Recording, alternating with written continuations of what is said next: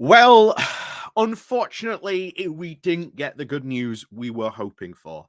Um, Obviously, we talked about yesterday the real importance of the fact that the 50 billion euro aid package going to Ukraine had been held up by none other than, of course, Viktor Orban. And I seriously say this to the people of Hungary in all seriousness.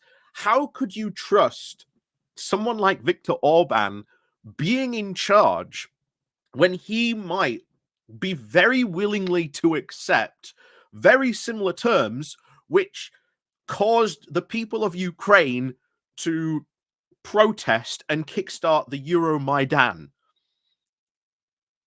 Just a just a thought for the people of Hungary. Um, who is Orban's real friends? Is it the West? Or is it, he wants to be more buddy with Vladimir Putin? Just something I think you should think about when you next go to the polls. But unfortunately, that got vetoed. And it was specifically Viktor Orban and Hungary who decided to do this. And once again, I want to reiterate the call that needs to go out to David Lammy, because ultimately, at this point, he is going to be the foreign secretary. And what then needs to happen is there needs to be a call to have a conference specifically focusing on Ukraine and how we get Ukraine to win, how we do that, how we achieve that. And I think that has to happen now more than ever, because as we've said, the next US election, if you look at the polls, well, what if Trump wins? Because I'll tell you now, if Trump wins, there's no aid going to Ukraine for the next 4 years. And that is why we saw yesterday Putin and especially Russian media celebrating the fact that Orban had blocked this money. So this is hugely serious. And I just want to stress again, as we always stress with this, if Putin is seen to be victorious, this will have consequences in other areas of the world. And this goes out to all the people who just want peace. This is a case where we've got no option but to help the Ukrainians fight. And so long as they want to fight, we have got to say, we are going to give you guns, we are going to give you ammo, we are going to give you tanks, we are going to give you vehicles, we are going to give you everything you need to fight.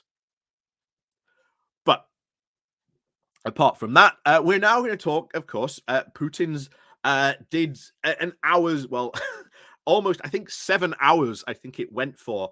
Of course, he does like an 8, or well, it's the first time since the invasion because he didn't do one last year. But he normally does this big press conference at the end of the year. And it's basically a massive stage show to say, oh, look how good I am, how well we're doing. It's all choreographed. No one is really going to ask sort of Putin, serious questions, but there were a few that got through. There were a few that got through, which I think really shows the state that Russia is really in. And that now more than ever, if we support Ukraine, we can help finish this. And we have to support Ukraine. And I think that is the message that should still really be resonating even now more than ever. So before we go get into some of these things that were brought up in the in sort of Putin's little ramble that he had, please do remember to click on the like, share, and subscribe button. And of course, down below there are links to my Patreon page and a donation link called Buy Me Coffee. We can all buy me coffee. And of course, as always, thank you very much to all those people who do help and support the channel that way. Like I say, there is the YouTube thank you button. There is the Buy Me Coffee link. There is, of course, the Pony Club as well down below. So let's crack on into this. So there were a couple of takeaways. And one of the things initially that was really brought up is the idea that Russia will not stop this war until it achieves its goals. And I again want to remind people what Russia's goals are. It is the claimed denazification and, well, demilitarization of Ukraine. And if you remember what Russia's initial goals were for this war, first of all, it is to take Donbass and Luhansk, Zaporizhia, Kherson, all going all the way over to Odessa, pretty much taking all of the coastline of Ukraine, getting rid of the government and putting in a more favorable government. Remember, the guy, not Lukashenko, that's Belarus, Yanukovych, I believe it is, they want to basically put him back into power because ever since Euromaidan, Russia has considered the governments of Ukraine since that to be illegitimate and quote Naziified.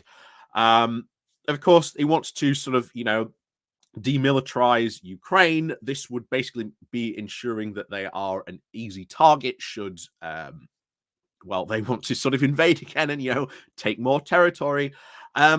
But also ensuring that they cannot join NATO because guess what? Putin wants to put Russian military bases in the rest of Ukraine just in case something like Euromaidan happens again. And then, they can roll out the tanks to sort of put down those protests, which is what Putin wanted Yanukovych to do, which then at the time the Ukrainian military said, whoa, hold on here. Just a little something to remind people about that. So this is at the moment really, really important that we remind ourselves that Putin has pretty much stated we will not stop until we've achieved our goals, and this includes military ones. This is what we keep on trying to emphasize, people. We've tried to emphasize this from the start. If we do not, help and support Ukraine, and every single time we have given Ukraine the weapons it needs, it has shown it can massively outfight and outperform Russia on the battlefield.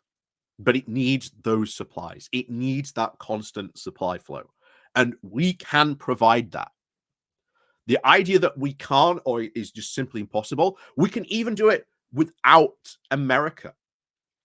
Because America, and especially its military industrial complex, we could actually buy up some of its military capacity to help Ukraine, which Donald Trump would be, again, if, of course, going with the idea that maybe he's the president, Trump would love the idea that we're buying military equipment from America.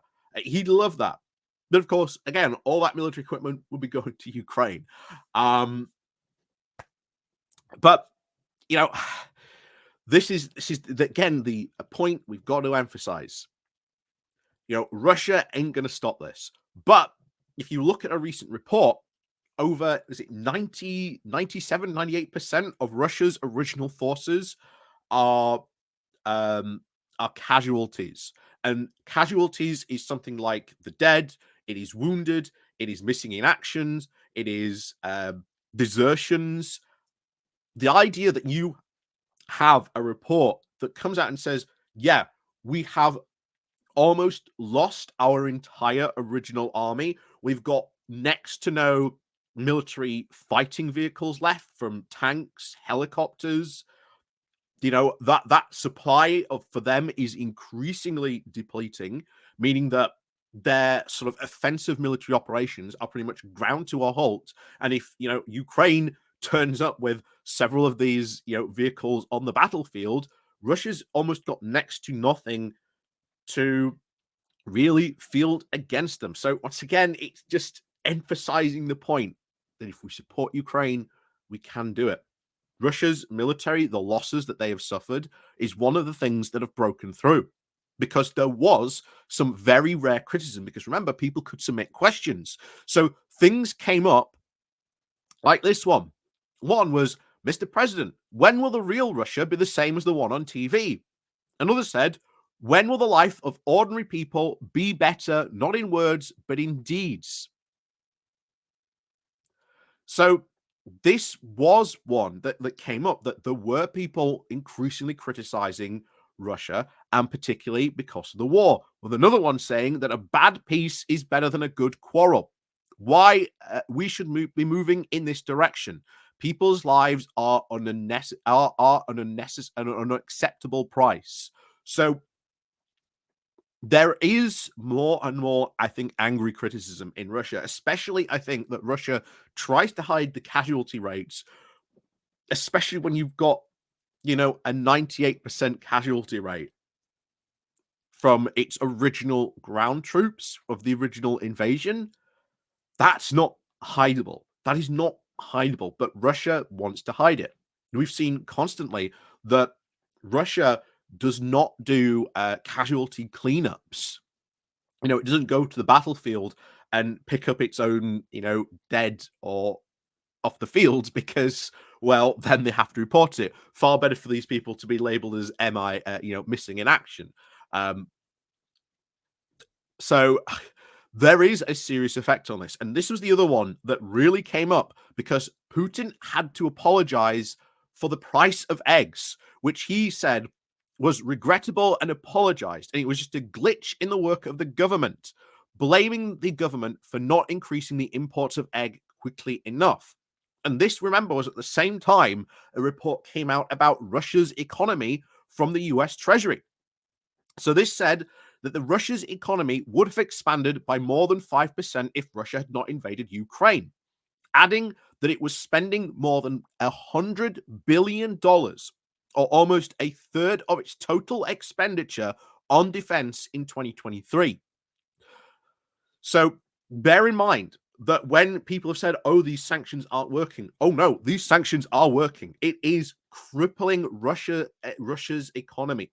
When you look at how Russia performs to other energy exporters, it is behind significantly, even behind, even behind the US. So once again, it proves that if we put sanctions on, if we support Ukraine, if we give them the equipment they need, and more importantly, there needs to be conference held how we look now at finishing the fight. How can we help the Ukrainians finish the job? That's what we need to look at. That's what I would say to David Lammy. Get in there, get people around the table. If Hungary wants to come, just say, okay, welcome, Hungary. But then when they don't, pledge to support money to Ukraine, again, remind the Hungarian people that, maybe they should be looking at doing their own, Euromaidan protest. But yeah, obviously bad news on that front in regards to the aid package. This is the point now where individual countries should be getting together. As I said and repeated constantly throughout this, we need to get together and we need to look about how we can go forward and move forward in these regards. Because if not, as Putin said himself, we ain't done until we're done. And Putin basically wants to make Ukraine take over 1/3 of its territory, install its own puppet regime, and pretty much occupy the rest of Ukraine with military bases, thus demilitarizing it. And again, who's to say that he stops there? Because now that would technically put them on the border of Transnistria and even Moldova. And that means that Moldova could be the next target. And then who's to say that he stops there again, and then again, and again, and then maybe he goes into a NATO country? Then what? And we do know that, according to many of, again, Russian media, they are preparing for a war against NATO. So there's a lot of real concerns about this. And as we've said all this time, if Putin wins, there will be consequences further down the line.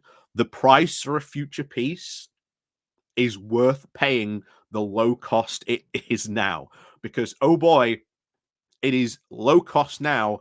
In the future, it may not be as low cost as it is now. We may have to be paying a much higher price, and that may be because Putin's gone into the Baltic countries in Latvia, Lithuania, Estonia, and collective defense has at that point been triggered. That's the kind of thing that I'm talking about. So, yeah. Unfortunately, like I say, bad news, but it can be better. And of course, I think at this point, we really need to find a way how we can help the Ukrainians finish the job. And that is going to come with some serious political will. So, as always, thank you very much for watching. And of course, as always, please remember to click on the like, share, and subscribe button. And of course, as always, there's links down below. And of course, we'll see you all next time.